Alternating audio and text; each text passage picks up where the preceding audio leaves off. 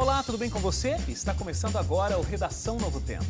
E no programa de hoje, a gente comenta sobre o processo envolvendo o presidente do Senado, Renan Calheiros. E a escolha de Michel Temer como brasileiro de 2016. Entra em pauta também o desempenho brasileiro em um ranking mundial de educação. E as propostas da reforma da Previdência. Participe desse debate com a gente. O Redação Novo Tempo começa agora.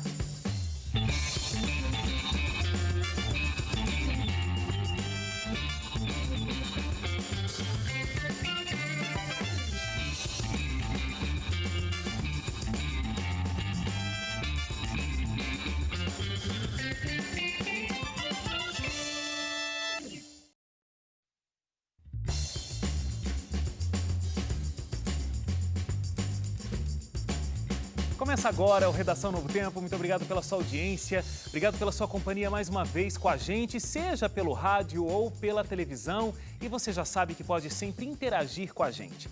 novotempo.com/jornalismo. Você também tem as nossas redes sociais, facebook.com/ntjornalismo, Twitter e Instagram, @ntjornalismo. A gente conta sempre com a sua participação. E aí, como estão todos? Olá, Hélio, tudo bem? Tudo bem? Um abraço para quem acompanha a gente. André Leite? Olá, eu posso revelar uma coisa pro Brasil? Pode. É o seguinte, Eu não acredito. Essa semana eu tô de mudança na minha casa. Eu não é sério, acredito que ele eu tô vai me falar sentindo isso. muito macho, porque eu troquei chuveiro, troquei troquei parte elétrica e tal. E digo mais, cheguei hoje na Novo Tempo aqui pra gravar o Redação, tava com barba, não tinha barbeador aqui, fiz a minha barba Nossa.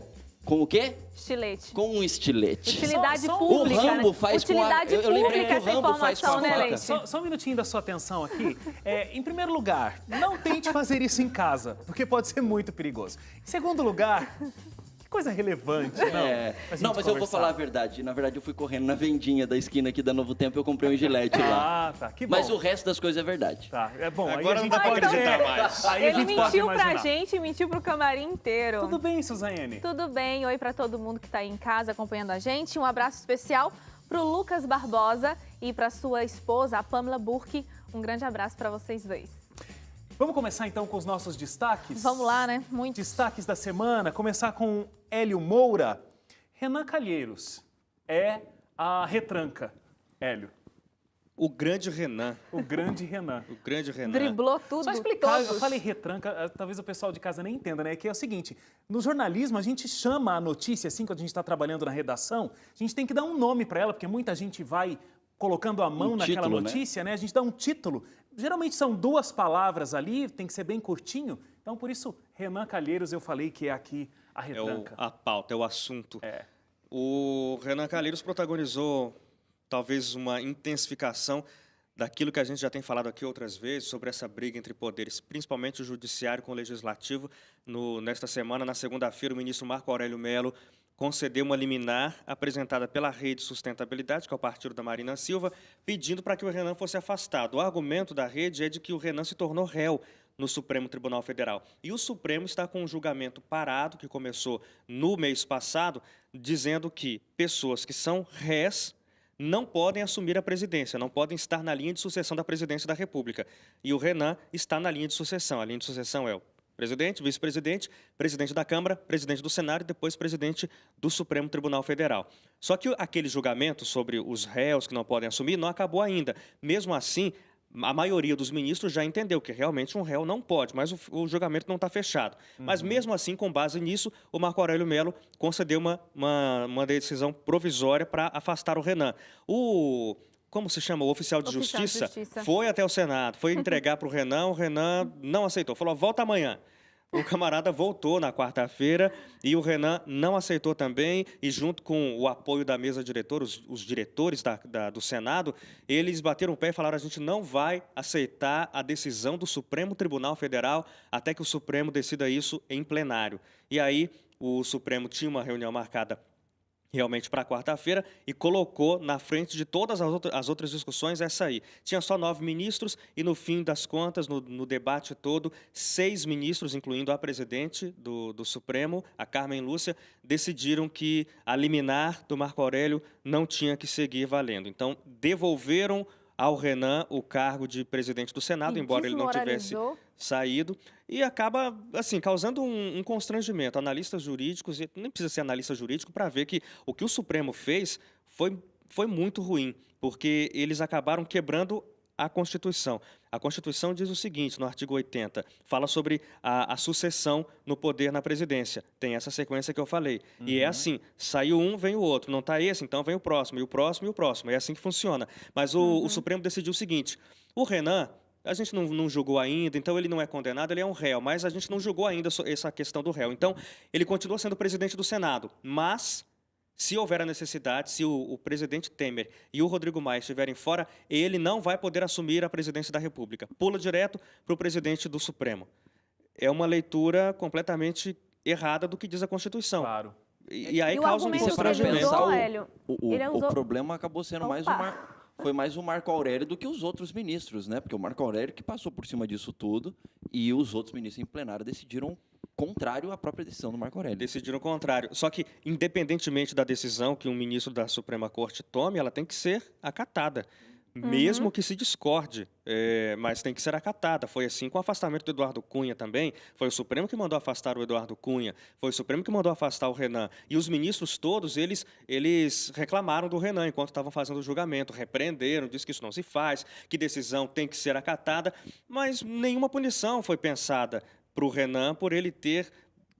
sabe, sim disposto desse jeito. Então, você vê, o Renan, ele é réu no Supremo Tribunal Federal, em um dos 12 inquéritos contra ele, então ele responde a outros 11, que ainda vão passar pelo crivo do Supremo. É suspeito de ser um dos maiores beneficiários do esquema de propinas da Petrobras, teria recebido 32 milhões de reais, de acordo com as investigações todas feitas contra ele até agora. Mandaram ele se afastar, ele disse, não vou me afastar, peitou o Supremo e saiu ganhando. Agora, ele usou um argumento dizendo assim que tramitações importantes estão acontecendo e, por isso, ele não deveria se afastar do cargo, porque ele precisa fazer parte desse processo, dessas reformas e tantas outras decisões, né? Um argumento até estranho, porque imagina, a gente então agora depende de uma pessoa praticamente para resolver várias coisas no nosso país, né? O medo tanto do Renan quanto de quem apoia o governo de Michel Temer era de que, na ausência dele na presidência do Senado, quem assume naturalmente é o primeiro vice-presidente, no caso é o Jorge Viana, que é do PT. E aí o burburinho, quando veio a notificação de afastamento, era o seguinte, Jorge Viana vai entrar, vai paralisar essas votações todas, a gente já tem aí o teto, a PEC do teto, que está para ser votada no dia 13 agora, então já ele pararia isso, pararia tudo que tiver a ver com o que o PT não gosta, e a oposição não gosta, ele pararia. Então havia esse medo de que tudo mudasse se o Renan saísse. E aí acabou tudo em pizza, né? Apesar, lembrando que no domingo, que teve manifestação de novo no Brasil inteiro, um dos gritos da população era fora Renan. Pois é. Então você vê que ninguém está ouvindo mais o povo. Nenhum dos três poderes quer saber do que o povo diz. É que eu acho que quem estava falando fora Renan também não estava falando que queria o Jorge Viana no lugar dele, né? Também não, mas também quando gritavam fora Dilma, também não estava dizendo entra Temer. Né? Tá sem opção. Vamos lá para o próximo destaque.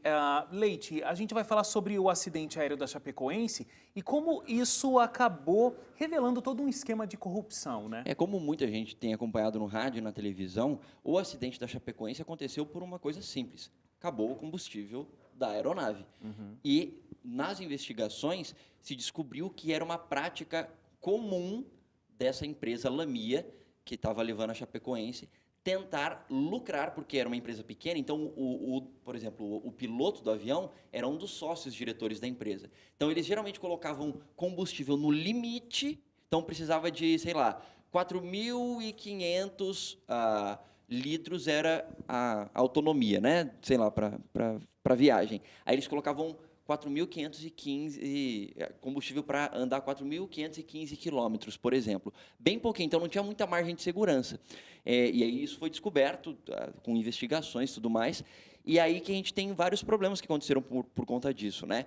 O primeiro é que o governo boliviano, porque a Lamia é uma empresa boliviana, já mandou prender o diretor dessa empresa, a Lamia, porque, obviamente, se era uma prática constante, foi um ato criminoso o que aconteceu com a equipe da Chapecoense, porque foi premeditado isso. Eles sabiam que podia acontecer e ainda assim arriscaram. E tem um outro detalhe também, que depois se descobriu que o filho do dono da Lamia, desse diretor que já foi preso, trabalhava, eu não lembro agora se ele ainda trabalha, se foi afastado ou se trabalhava e foi afastado, dentro da agência reguladora da aviação civil na Bolívia. Então, ele, de alguma maneira, ajudava a pressionar para que essa empresa do pai dele pudesse ter essa prática. Por quê? Porque um técnico de voo, assim, tem o nome certo, né? Mas o que libera um voo, ele tem que ver tudo isso antes de liberar um voo por parte do governo. Assim, olha, ok, tá ok a quantidade de combustível, não sei o que lá, etc., pode voar. Só que a técnica desse voo aí, que é a operadora lá, ela, desse voo da Lamia com a Chapecoense caiu, ela viu que estava, tem até uns áudios que saíram por aí, né? Ela viu que tinha pouco combustível e falou, olha, o combustível está muito pouco, é muito curto a margem de segurança. E aí o piloto insistiu, falando, não, a gente sabe que dá, tal. Ela continuou insistindo até que ela liberou o voo, mesmo sabendo que era curto a quantidade de combustível. E aí essa mulher, que está para ser presa também, teve um mandado de prisão pedido na Bolívia, ela fugiu pela fronteira e está no Brasil pedindo asilo, porque ela disse que ela está sendo perseguida por conta dessa situação toda. Então, E justamente no Brasil, né? justamente no Brasil, porque o Brasil tem umas práticas mais comuns de receber pessoas que estão pedindo refúgio, asilo, por perseguição, assim, se a pessoa Agora, alega é isso. muito assustador, né, Leite? A gente vê que o próprio dono, que tem consciência de que era uma coisa muito arriscada, era o piloto, ou seja, ele colocou em risco também a própria vida, né? É que já fez tantas vezes e nunca aconteceu nada, que a pessoa pensa, dá para ser, isso aí é uma exigência meio demais, assim, é uma Não precisa precaução, disso eu nunca tudo. precisei desse combustível a mais. É o que acontece. Agora, falando ainda sobre aviação, o teu destaque, Suzane, diz que, então, a ANAC está querendo proibir a história da bagagem grátis. Bom, na verdade, são várias medidas que está para ser votado e provavelmente aconteça, né, de acordo com as informações que a gente tem, mas a que mais se destaca é essa sobre a bagagem grátis, porque aqui no Brasil a gente não paga nada por isso, em outros países, como os Estados Unidos, por exemplo, tem essa taxa. E até estava conversando com o Leite antes de entrar aqui ao ar, essa iniciativa é para que as passagens tenham aí um decréscimo, né? Que mais Fique barato viajar de avião. Já que vamos pagar por este custo e é o que a gente espera que aconteça, né? Porque imagina, a gente não está acostumado a pagar por bagagem, agora entra mais esse saldo aí na nossa conta. Só para deixar claro, né, nesse esquema aí que a ANAC está querendo propor, não é que você não tem direito a nenhuma bagagem, você pode levar uma bagagem de mão, então uma bolsa pequena assim, você consegue levar em cima, como acontece em outros países, Atualmente, né? são 5 quilos que a gente pode levar a bagagem de mão, né?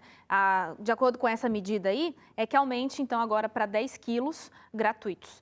Agora, só O duro é que já lembrando... não- você entra no avião, já não tem espaço para você colocar a bagagem de mão lá em cima, se vai dobrar o peso da mala, também o tamanho vai ter que crescer, Mas né? vai ser mais ou menos como acontece, por exemplo, em alguns países como nos Estados Unidos, né? Se você chega com a mala que cabe lá em cima e não tem espaço lá Aí em cima, despacha. eles mesmos da empresa despacham e não cobram nada disso faz pra sentido. você. Agora, uma coisa interessante, tem outras medidas, como, por exemplo, alteração de passagem, desvio de mala. Depois vale a pena você pesquisar na internet e buscar por isso aí. Isso vai valer a partir de outubro de 2018, mas até lá a gente vai ter algumas mudanças que vai acontecer assim gradualmente, e tem aqui até os detalhes, por exemplo, destinos internacionais vai manter essa permissão de 2 malas, mas vai reduzir o peso para 23 quilos. E aí só então depois vão começar a cobrar. Tem várias coisas que vão acontecer gradativamente até que entre em vigor a partir de outubro de 2018. Outubro de 2018, tem um tempinho ainda. Agora, voltando para 2016, que nós estamos quase no fim, mas ainda não chegamos, vocês viram os eleitos personalidade e cidadão de 2016? Pela Personalidade, Isto É, né? Personalidade de 2016 foi eleito o Donald Trump pela Time. E o nosso presidente, o Michel Temer, foi eleito o brasileiro de 2016 pela revista Isto É. E há quem Interessante, né? diga que depois dessa situação de Renan Calheiros, ele que deveria ter ocupado esse posto aí no lugar de Michel Temer, porque ele foi o cara, né? Agora tem um detalhe Driblou que até a própria justiça. que é interessante analisar nessa premiação, tanto da Isto É quanto da Time. Quando eles escolhem as pessoas que são os destaques do ano, alguma coisa do tipo, eles não Não estou dizendo assim que é a pessoa que mais se gosta naquele país ou alguma coisa do tipo. É uma pessoa que, de alguma maneira, foi o principal foco das atenções naquele ano. Eles dizem que o É, Michel no Temer... caso da Time, com certeza, né? A Time já elegeu Hitler como a personalidade do ano. Mas no caso da Stoé é diferente, porque a Stoé fez um jantar especial e entregou um prêmio. Então, você não entrega um prêmio para alguém que supostamente não fez o que agradou. No caso da Stoé, é mais uma homenagem, né? A Stoé homenageia. O que eles destacaram é que o Michel Temer foi eleito, o Michel Temer assumiu a presidência da República num momento de grande conturbado turbulência e conseguiu corrigir econômica as e política. Tanto que nessa lista aí da Stoé tem Henrique Meirelles, o ministro da Fazenda, o empreendedor de 2016. São o vários. presidente da Petrobras é o empreendedor das indústrias. Brasileiro do ano, Michel Temer. Justiça, Sérgio Moro. Televisão, Grazi Massafera. Esporte, Isaquias Queiroz. Teatro, Antônio Fagundes. Gestão, Eduardo Paes. Prefeito do Rio de Janeiro. Revelação na política. Tá quebrado. Você vê? Revelação na política, João Dória. Esse sim. Me lembra daquele prêmio né? que o foi Alckmin mesmo. venceu no ano passado, durante a crise hídrica mais grave da história de São Paulo. Ele recebeu o prêmio por administração hídrica. Vocês lembram disso? Eu não lembro, mas agora, não lembrava, mas agora que você falou, realmente... Qual É a no mínimo validade irônico, né? desses No prêmios? mínimo irônico, Bom, vamos lá pro nosso intervalo. A gente volta daqui a pouquinho já, conversando com você, e você vai entender as mudanças que podem acontecer na reforma da Previdência e como elas vão afetar a sua aposentadoria. A gente volta em instantes.